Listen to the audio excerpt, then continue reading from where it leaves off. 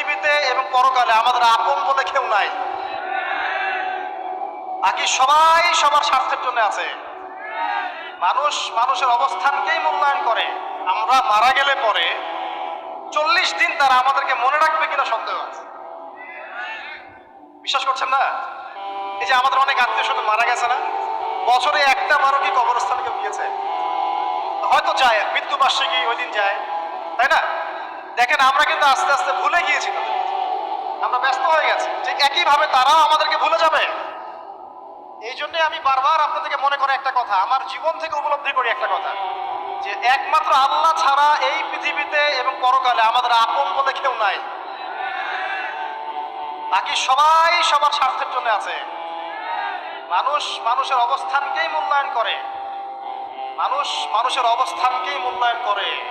আল্লাহ রাব্বুল আলামিন আপনার ভিতরটাকে ভালোবাসেন। দেখেন আপনি যখন নামাজ পড়েন নাই, আল্লাহ পাক কিন্তু আপনাকে ধ্বংস করে দেন নাই। আল্লাহ পরম করুণাময় আপনাকে হেদায়েত দিয়ে নামাজি বানিয়ে দিয়েছেন।